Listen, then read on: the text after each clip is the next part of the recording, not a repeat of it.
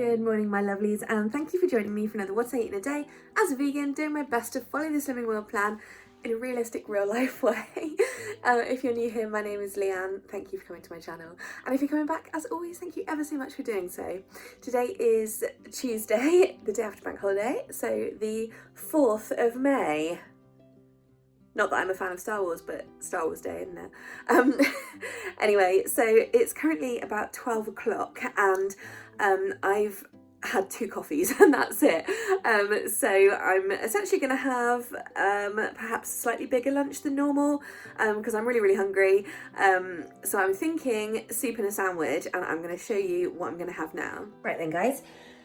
So for lunch, I'm going to make soup, and the reason I'm making soup is because yesterday I did a big shop in the bigger Tesco, and I liberated some things from the yellow sticker section, namely 3 packets of this mix for butternut squash and sweet potato soup, and it's got red onion and chilli in there as well. So absolutely perfect. So I'm going to use all 3 packets to make a soup.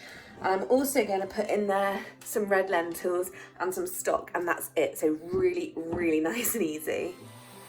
Okay, so in my giant stock pot, those veggies have actually filled up half of it, which is really quite impressive, because sometimes in the bags it doesn't look that much. So anyway, I've also added in 2 Knorr vegetable stock pots, and this is a full kettle of water that I'm putting in. There we go, because I'm going to add my lentils in a moment. That's my usual stock pots. I just really like the flavour. And then let's put some red lentils in for protein. Here we go, red lentils. I haven't had lentils for ages, certainly not red ones for ages. There we go. Nice, bulk out that soup. Make it nice and filling. Add some protein to make it into again a complete meal. You guys, if you're regular, you know how I like my complete meals. So I'll just give that a stir. I'll probably need to add some more water, but I think I'll just see how it goes, because there's nothing worse than having a soup which is too thin. I enjoy a thick soup, so I'll hang on and see, because obviously the lentils are going to soak up a good deal of that mixture there. But yeah, we'll see how it goes. So I'll come back to you. So guys, this has been just bubbling away now for, I mean, a good 10 minutes, but it's really starting to thicken up. So I'm just going to add some more water. Not loads, so it's not even half a kettle. If you're wondering what that thing is in my kettle, it's supposed to attract the lime scale, but doesn't work brilliantly, but it kind of does, because when you rinse it out, it always comes out. But anyway, so yes, I'll just let that sit again for a while. I mean, yeah, I think once it's done, I'm going to blend it, and then I'm thinking I'm going to stir in a load of spinach, because that's not only going to make it look nice, it's going to add a portion of greens to my day, which I feel I'm a bit lacking on lately. So there we go. I know I mentioned 2 coffees earlier, but for anyone new, I have 100 mils of Alpro Almond Barista in my coffee, and that's 1 syn. So the 2 coffees I've had so far today represent 2 syns from my allowance of 25. Okay, I'm happy that my soup's done, so I'm just gonna blend it, and then if it needs more water, then I will add more. Okay, so we're blended up. I did add a small amount more water, but not loads. So I've got this kind of thick but runny consistency. I have tried some, and I'm not gonna lie, it's a little bit bland, and it's occurred to me that of course I didn't put any blinking garlic in there, did I? Which I really should have done. So I'm gonna season it now, and I'm thinking as well what I might do just to lift it a bit is add some citrus juice as well. First I'm just gonna chuck in some garlic pepper, a nice pinch of salt. So I've mixed that in, and I'm going to add in the juice of 2 limes, just because that's the amount of limes I have. I'm now adding in my spinach in batches, just to get it wilted down. This is off the heat, by the way. It's been off the heat since before I blended it. So these can stay nice and somewhat fresh, because obviously this is a fairly big batch, so it's going to last a little while. I don't quite know why it's so dark brown as well. That's annoyed me a bit because it doesn't look as nice. But hey ho, hey ho. Okay, so it's vastly improved from what it was, but it definitely still needs more flavour. So I'm going to use my secret weapon. And I think you say this tahine, but honestly, this is a Mexican seasoning. It's essentially just lime, chili, and salt. And it is the tangiest, most delicious, like my mouth's watering thinking of it. It's so good. And they actually have it on fruit over there as one of the sort of more common things they use it on. But seriously, you guys, salty, tangy, chili, oh, it's just so good.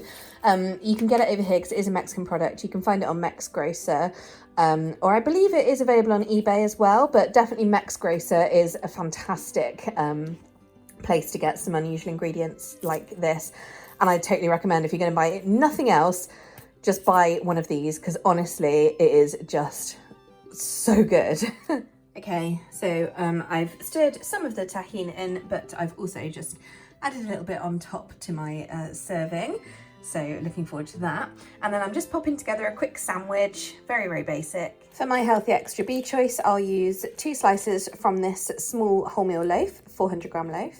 Okay, so sandwich time. I haven't got anything on my bread, it's plain.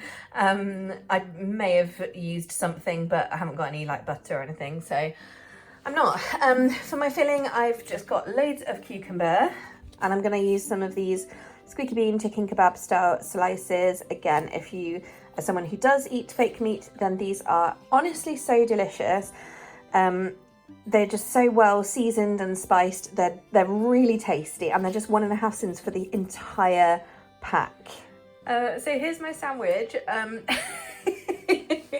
I've used literally half a bag of pea shoot salad in there, along with 2/3 of the pack of the kebab slices, which is 6 slices, and obviously the cucumber there. And yeah, so for the kebab slices, it's 1 syn, and the bread is healthy extra B. Super sin free, so this is a 1 syn lunch. Right then guys, it is dinner time, but before I show you what I'm gonna make, I'm just gonna show you what I had for a snack this afternoon, and it was one of these.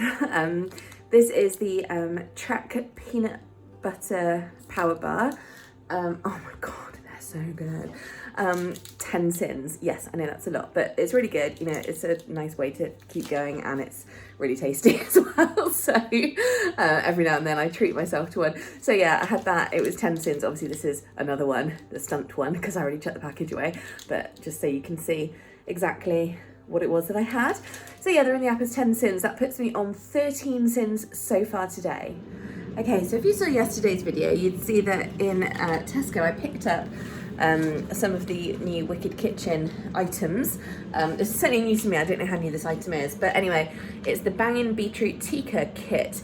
Now in the app, for the whole kit, it's 9 syns, so we'll see if I have half of it or all of it. I don't know quite how much it's going to make. So basically, I'm going to follow the recipe suggestion on the back, and the recipe suggestion is to add half a medium head of cauliflower cut into florets and oven baked, and 1 can of chickpeas drained.